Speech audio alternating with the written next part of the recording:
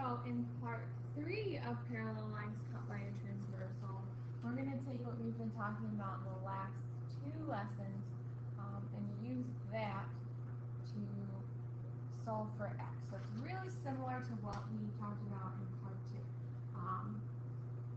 These angle relationships with alternate exterior, alternate interior, corresponding, and same side interior. So look at this first example.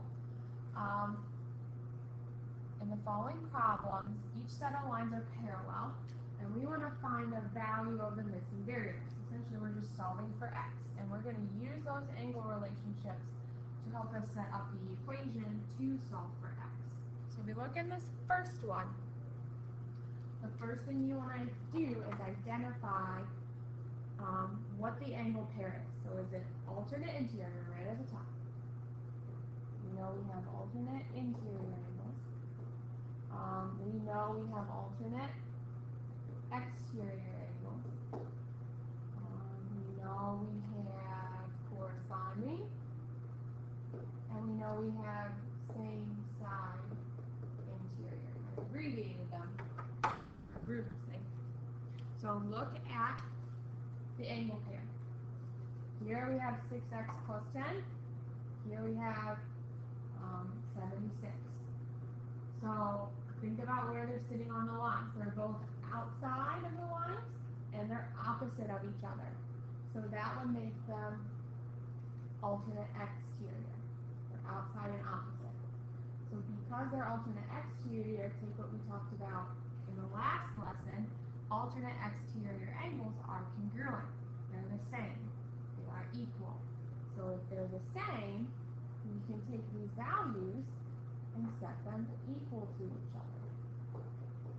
So whenever you have alternate exterior angles, you're going to take whatever's there and set it equal. And now we just set up an equation so we can solve for x.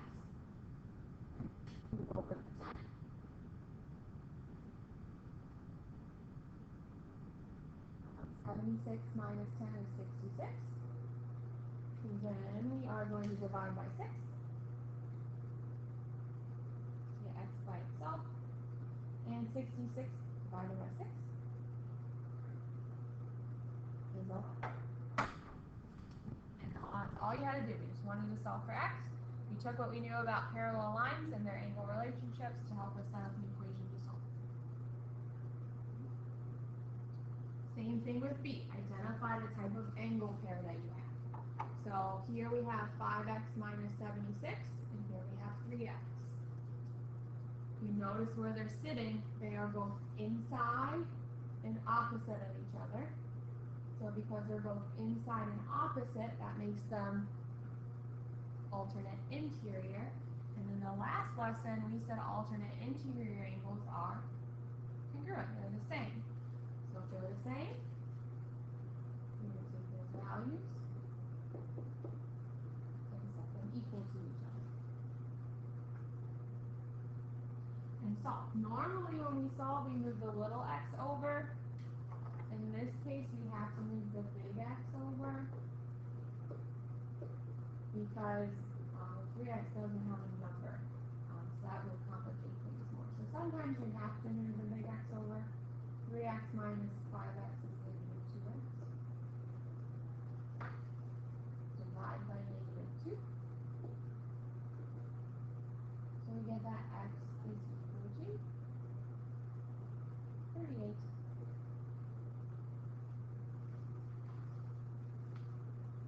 So, okay.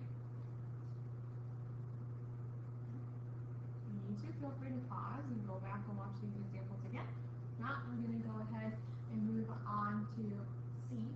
So if you need to pause to finish writing things down, do so now.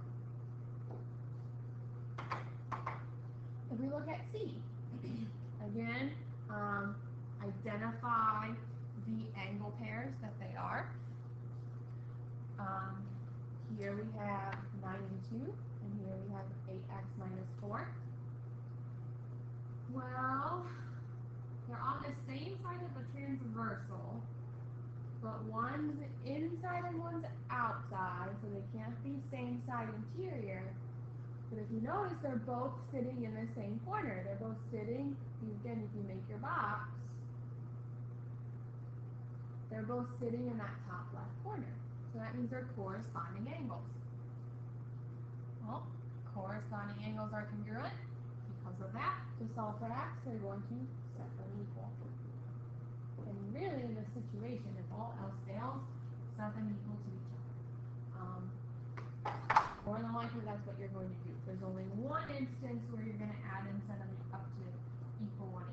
But make sure you have the right angle parallel before you do that.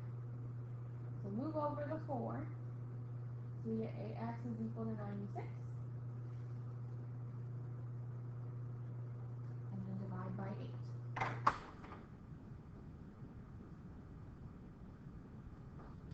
X is equal to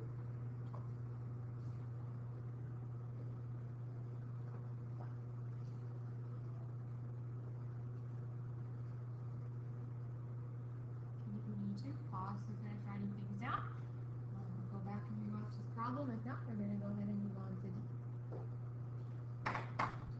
So if you notice in D, it's a little different than the other ones because there's two variables. There's y and there's x. Okay? When this happens, make sure you solve for the variable that has 2. So in this case, there's 2 y's here and here. So that means we have to solve for y first. And then we can use what we got for y to help us figure out what x is. Okay? So to solve for y, think about their angle pair relationship. They're both inside the parallel lines and they're on the same side of the transversal. So that makes them same side interior angles. Well, we know same side interior angles add together and give us 180 degrees. They're supplementary, so that's exactly what you're going to write down on your paper. Their same side interior, their supplementary angles, you add them together, set them equal to 180. And then you solve. In order to solve, we have to combine our like terms first. So we do that. 8y plus 25y is 33y. And then 2 plus negative 20 is negative 18.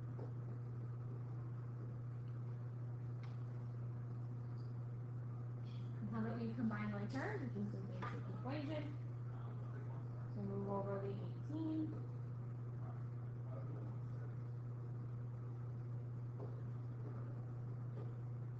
So you get 8. And then divide by 33.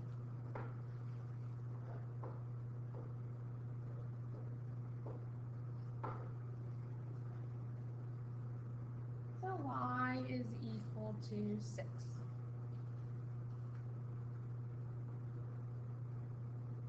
Okay. We're not done because we need to find both missing variables. So we found y, now we need to find x. Okay. Well, here's x, and the issue is there's no other x to solve for. Okay. That's our problem. But think about, now that we know what y is, we can use it to help us still find x. Because if you notice here and here, those two angles are alternate interior. They're inside and opposite. And we know alternate interior angles are congruent. So we can set them equal to each other.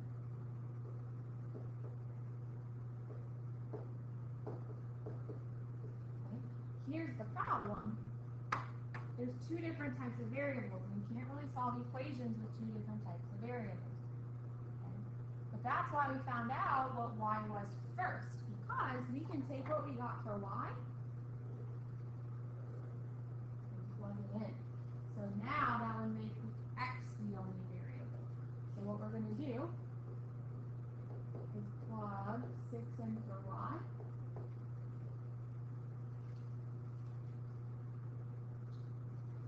Plug this into our calculator. We're going to do 25 times 6 minus 20. Type that into your calculator. Should give you 130. Now, x is our only variable, and we can easily solve for it by just dividing by 10 on both sides. So when you divide by 10, you get 13. So x is equal to 13.